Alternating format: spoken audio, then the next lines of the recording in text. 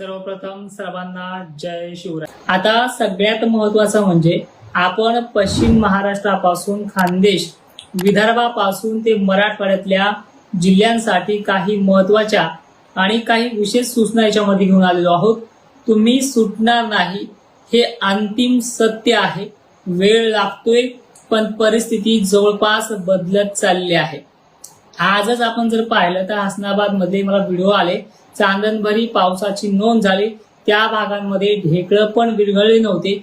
आज 2 टाईप पावसामध्ये ते विरघळून गेले। अशा प्रकारचा पाऊस आलाय आणि या भागांना इथून पुढे कधीच पाण्याची कमतरता पडणार नाही। राहिलेला जो काही भाग आहे आमच्या परिसरामधला जाम समर्थ, मूर्तीपट्टा, त्याचबरोबर तिथापुरीपासून खालची कुंभार पिंपळगाव सर्कल आणि त्याबरोबर आसनगाव एरिया बरोबर आणखी त्याच्या आजूबाजूचे काही भाग आहेत, ही परिस्थिती निर्माण होणारी आहे। या परिसरामध्ये कमीत कमी आता उद्याच्या तारखेची मोठी गॅरंटी देणार नाहीये, पण 3 तारखेच्या 8 वाजेपर्यंत ह्या टायमिंग पर्यंत हे भाग सुटणारच नाही असा सगळ्यात मोठा दावा देखील करतोय। पण याच्यामध्ये एक मी तुम्हाला विश्वासाने सांगेन, पाऊस खूप चांगला आहे, पण एक कळकळीची विनंती आहे, शेजाऱ्याने लावलंय म्हणून कमी ओलीवरती लावू नका। ही विनंती आवर्जून प्रत्येक व्हिडिओमध्ये दिली, ह्याही व्हिडिओ सांगतोय।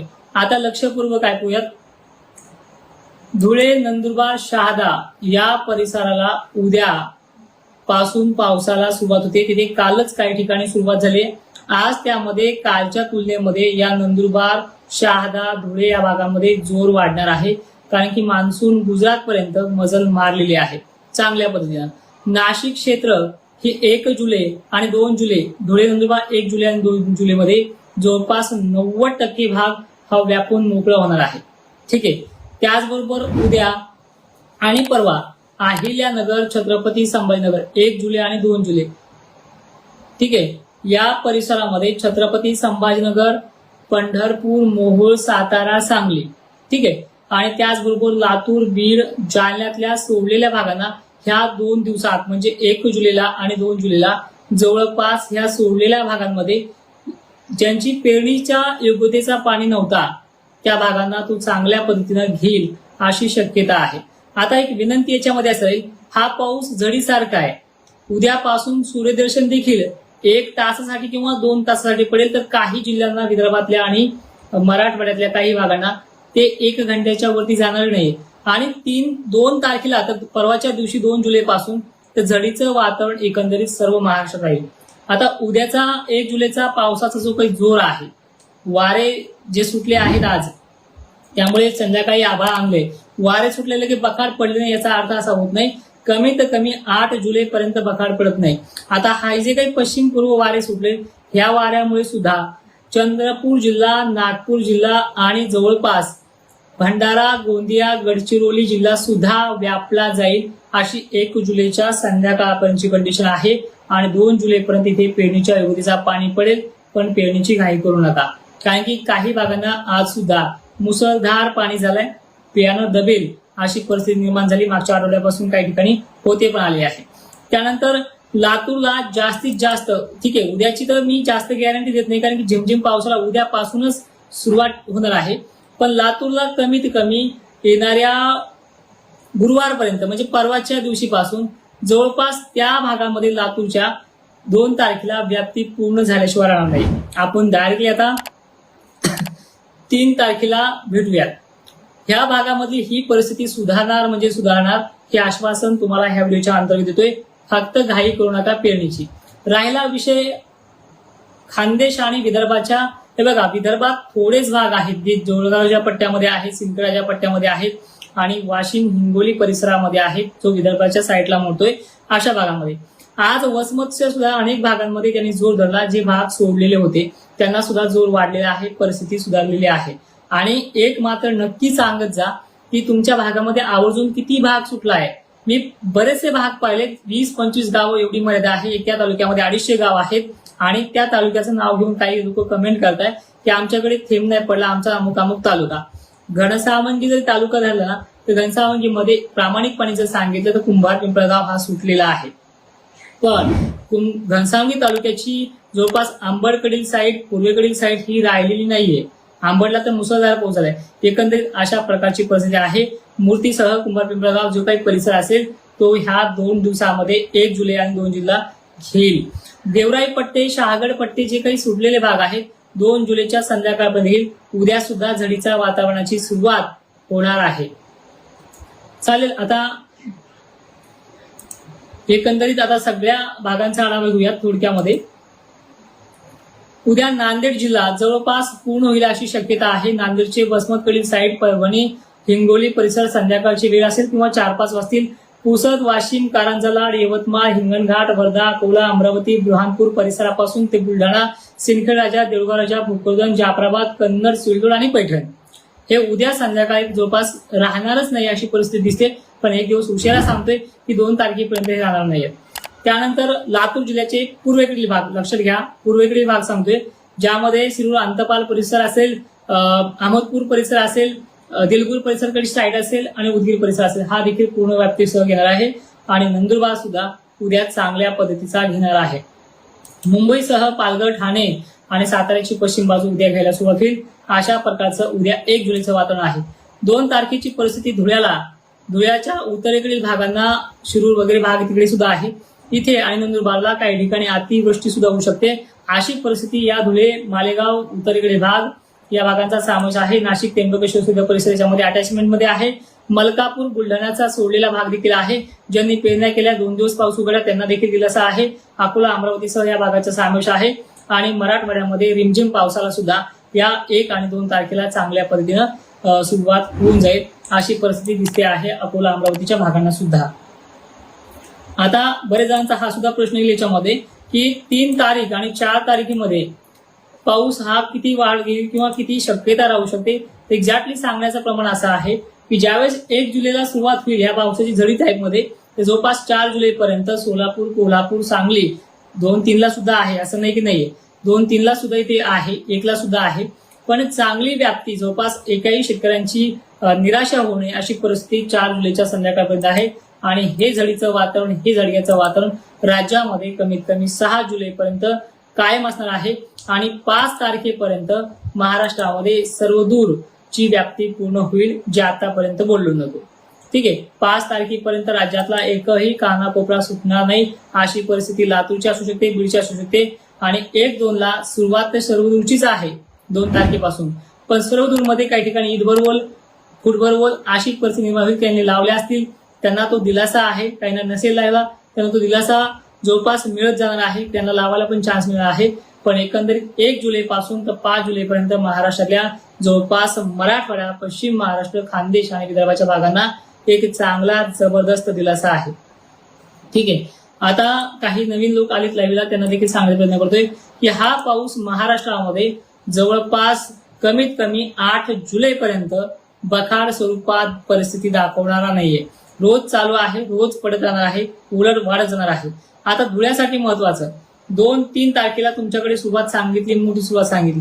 नाशिकमध्ये भूतो न भविष्य अशी परिस्थिती उद्भवणार आहे 6 जुलैला. 1-2-3 जुलैला तर आहे तुमच्याकडे दमदार परिस्थितीमध्ये आहे, चांगलाही होत राहील. पण तुमची अपेक्षा अशी आहे की नदीला पाणी गेलं पाहिजे. ती परिस्थिती नाशिक, धुळे, छत्रपती संभाजीनगर आणि अहिल्यानगरची ही जवळपास 6 जुलैच्या संध्याकाळी पार पडेल असा एकंदरीत ह्या आठवड्याचा पूर्ण अंदाज तुमच्यापर्यंत मांडलाय. आणि यामध्ये चक्क नुसतं अहिल्यानगर नाहीये, पुणे परिसर, सातारा जिल्हा 1-2-3ला सुद्धा आहे बरं का. परत म्हणता तुम्ही 6 जुलैपर्यंत येऊन घातले का, असं नाहीये की याच्यामध्ये वाढ होत जाईल, कमी होणार नाहीये. आणि धुळे, जालन्यासह या भागांचा समावेश जबरदस्त आहे. त्यामागचं कारण असं आहे की कमी दाबाचं क्षेत्र 3 तारखेला आणि 4 तारखेला पुन्हा तो दुप्पट वाढ करून गुजरातसह महाराष्ट्रामध्ये पावसाळी परिस्थिती वाढेल. आणि ह्या 6 तारखेच्या पुढे एकही म्हणजे 3-4लाच ही परिस्थिती आहे, मी लांबवत नाही, 2-3ला ही परिस्थिती आहे. पण 6 तारखेला नंतर तुमच्या डोक्यामध्ये चाललेला दुष्काळ नावाचा जो शब्द आहे ना, तो कायमचा मिटल्याशिवाय राहणार नाही 5 आणि 6 जूनला. ठीक आहे, तर आता सगळ्यांना समजलं ह्या कंडिशन. खानदेशची सुद्धा परिस्थिती खूप खतरनाक होणार आहे, त्यांना ती सुरुवातीपासूनच सांगितले. आता परत एकदा उद्याच्या दिवसाचे म्हणजे येणाऱ्या 1 जुलैचे हाल कसे असतील ते देखील पाहूयात. उद्या सातारा, सांगली, सोलापूर यांना दमदार झडीची सुरुवात करणार आहे. सोलापूर, साताऱ्याचा नंबर याच्यामध्ये लागतोय, बऱ्यापैकी लागतोय. 100%ची व्याप्ती जी आहे या भागापासून एकाही शेतकऱ्याची शिकायत राहणार नाही. अशी 5 पर्यंत ही व्याप्ती पूर्ण होऊन जाईल. सुरुवातीला सुद्धा तो सगळ्यांनाच पडणार आहे, काही ठिकाणी कमी तर काही ठिकाणी जास्त अशी परिस्थिती आहे. त्यामुळे पश्चिम महाराष्ट्र, मराठवाडा आणि विदर्भ खानदेश हे चारही विभाग उद्यापासून झडीला सुरुवात करते. झडीची टायमिंग ही दुपारनंतरची असू शकते, काही गावांना लवकरची असू शकते. उद्या बुलढाणा आणि विदर्भामधल्या जवळपास सर्व तालुक्यांमध्ये उद्या दमदार ते दिवस मावळता काही ठिकाणी असणार आहे. आता प्रामुख्याने एक विचारला जाणारा प्रश्न आहे, मी सगळे प्रश्न तुमचे सोडवतो. प्रामुख्याने सगळा विचारला जाणारा प्रश्न आहे, मग ठीक आहे झाली जरी सुरुवात, हा दिवसभर लागून राहील का? याची गॅरंटी घेतच नाही. हा 3 तास 4 तास सुद्धा रिमझिम परिसरामध्ये संततधारेप्रमाणे सुद्धा राहण्याचा प्रयत्न करेल. एवढी याची ढगांची गर्दी उद्याच्या दुपारी किंवा 11-12 वाजता तुम्हाला पाहायला मिळेल. ठीक आहे. आणि जवळपास उद्याचीच तारीख आहे 1 जुलै. उद्याच्या तारखेपासून हे पाहायला मिळेल. आणि असा कुठलाच जिल्हा नाहीये जो 4 तारखेपर्यंत 4 वाजेपर्यंत उद्याच्या की तिथे झड लागली नाही म्हणून. अनेक तालुक्यांना, अनेक भागांना तिथे झड लागेल. आणि ज्या गोष्टीवरती मी अजूनही ठाम आहे ती गोष्ट मी पक्की केलेली आहे की महाराष्ट्रात भीषण 1972 सारखा दुष्काळ नाहीये. चक्क 2024चा जो तुम्हाला रिपोर्ट दिलाय मी आता 2024च्या 5 मार्चला, त्याच रिपोर्ट प्रमाणे 2024चा रेकॉर्ड तुटणार म्हणजे तुटणार आहे. रोहिला गडला तर जवळपास किती वर्ष आले असतील तसा पाणी नाही पडला. तो पाणी सगळ्यात प्रथम त्यांना पडलाय. अशा अनेक भाग आहेत अंबड तालुक्यामध्ये, त्यांना देखील पडलाय. आता उड्यात सोडलेल्या भागांची नावं यादी घेतोय. खंडाळा परिसर असेल, हसनाबाद परिसर असेल, कुंभारी वगैरे जे काही भाग आहे त्यांचे उद्याही तुम्हाला गुड न्यूज आहे. उद्याही कोणत्याही क्षणी तुम्हाला दमदार पावसाला सुरुवात करेल.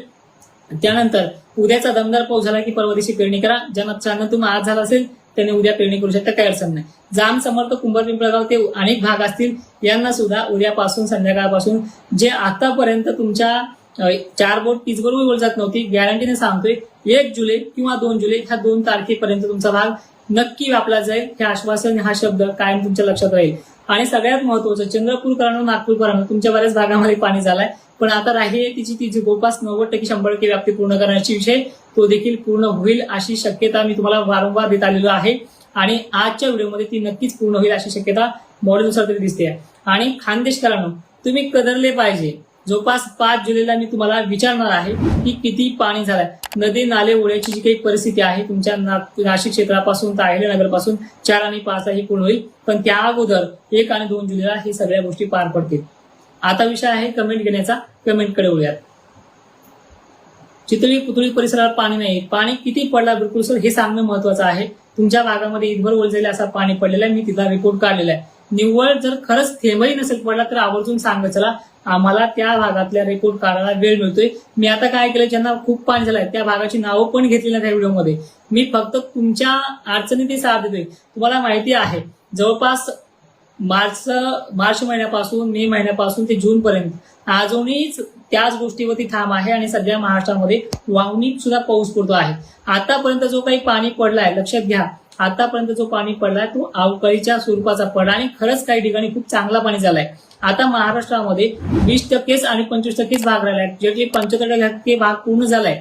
प्रत्येक जर तुम्ही तालुक्यामध्ये घेतलं तर 50 ते 40 गावाच्या वरती एकही गाव नाहीये. ठीक आहे, 40 गाव सुटले असतील, 20 गाव सुटले असतील, एवढीच त्याची सोडल्याची संख्या आहे. पण अनेक ठिकाणी बरेचसे भाग त्यांनी सोडले. आणि एवढ्या तळमळीने आणि एवढ्या स्पष्ट शब्दामध्ये तुम्हाला कोणी सांगतही नसेल. मी तुम्हाला 5 जुलैला विचारेल कुठला भाग राहिलाय. आता उद्यापासून होणारी झड, ही झड म्हणजे निव्वळ बारीक चिलट्यामध्ये थेंब नाही, हे तुम्हाला मी आवर्जून सांगेन. 2 तारखेच्या लाईव्ह मध्ये तुम्हाला स्पष्ट तुमच्या व्हिडिओमध्ये येईल की सर आमचा भाग घेतला म्हणून. असे बरेचसे भाग तो कव्हर करणार आहे. आता वेळ आली आहे की तुम्हाला मी 5-6 तारखेपर्यंत आढावा ह्या व्हिडिओमध्ये संपूर्ण दिलाय. आता पुढची कंडिशन, बखाडी कंडिशन, खंडेलची कंडिशन कशी राहील हे बघा. 7 ते 8 तारखेपर्यंत हे उघडणार नाही. मॉडेलनुसार तरी आपल्या अभ्यासाच्या दरम्यानमध्ये एक गोष्ट महत्वाची आली की जुलै महिना अख्खा कोरडा जाणार नाहीये. ज्या 10-12 तारखेपासून, गेल्या वर्षी 4 जुलैपासून पाऊस बंद झाला होता 2025 मध्ये. आणि 19 ते 21 तारखेला तो ऍक्टिव्हिटी प्रमाणे सुरू झाला होता. म्हणजे दीर्घकाळ मोठा 20 दिवसाचा खंड गेल्या वर्षी पाहायला मिळाला. ह्या महिन्यामध्ये 12 दिवसाच्या वर खंड जाणारच नाहीये. एवढी परिस्थिती चांगली आहे. ज्यांना पाणी खूप झालंय त्यांना अजूनही विचारा, मला कमेंट येत आहे की आमच्याकडे वापसा करेल, सूर्यदर्शन करेल. चक्क 6 तारखेपर्यंत वापसाच होत नाहीये तुमच्या भागाची. एवढी परिस्थिती उद्यापासून वाढणार आहे. उद्याच्या लाईव्ह मध्ये भेटूयात. राहिलेल्या सर्व शेतकऱ्यांना विनंती आहे की खानदेशसह, विदर्भासह, मराठवाड्यासह चांगला पाऊस पडतोय. आणि उद्यापासून अनेक भाग जे आहेत ती परिस्थिती वाढणार आहे. चितळी पुतळीचे जे काही कमेंट येत आहेत दादा, तुमची परिस्थिती चक्क 2 तारखेला सुधरून जाईल. उद्यापासून सुरुवात होईल आणि एकही भाग महाराष्ट्र राहणार नाही. अशी तारखेप्रमाणे 5 तारखेपर्यंत असा सगळा व्यापला जाईल. 5 तारखेपर्यंत राहणार नाही असं नाहीये की 30 तारखेला 2 तारखेला झडीची सुरुवात होईल. पण पोटभर पाणी झाल्याशिवाय पेरणी करू नका, हे आव्हान असेल.